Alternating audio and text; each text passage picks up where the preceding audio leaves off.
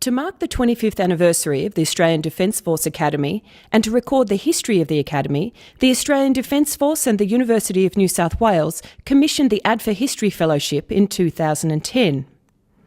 The published result of this two-year project, ADFA, the first 25 years of the Australian Defence Force Academy, was launched by Professor Robert Clark, former Chief Defence Scientist, in April.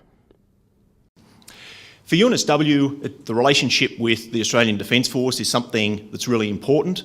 And what's not often appreciated is that while the ADFA relationship is the current instantiation of that, that relationship goes back to 1967.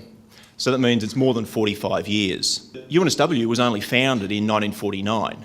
So for UNSW, the relationship with the ADF in officer education, first of all at HMAS Creswell and at RMC Duntroon and then more recently at ADFA, is really part of the university, and in a sense it always has been.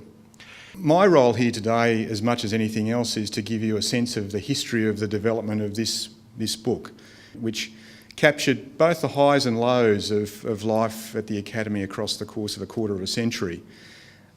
Thankfully, we found a historian of note, a fellow by the name of Dr. Ian Fennickworth, and it's great to have Ian with us here today. Ian is an ADFA groupie, if you're not aware of that, and a very, very enthusiastic participant in this process, and in fact he was leaving us in his wake as he's charged forward in developing the document.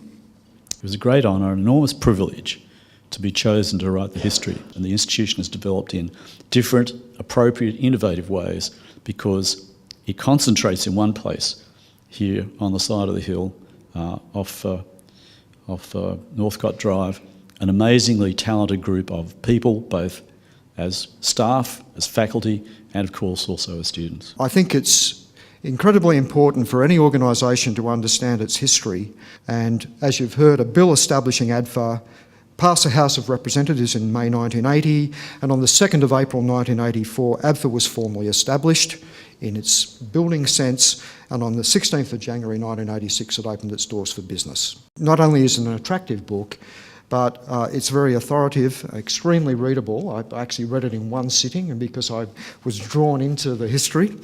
And it's combined with some wonderful photographs, and indeed the photograph of the cadets with their ironing boards at the shoulder arms position marching off to their cabins brings back a lot of memories personally on that front. It's a beautiful photograph. Through the gauntlet and sword on the ADFA badge, under which the words "to lead, to excel" are, the sword overlays the Scientia Book of Knowledge. And we must remember that this is a unique place, and ultimately our young leaders are called upon to fight in the defence of Australia and our allies. And in this respect, in my view, they've never let the nation down, so this institution is doing something very right. Thank you.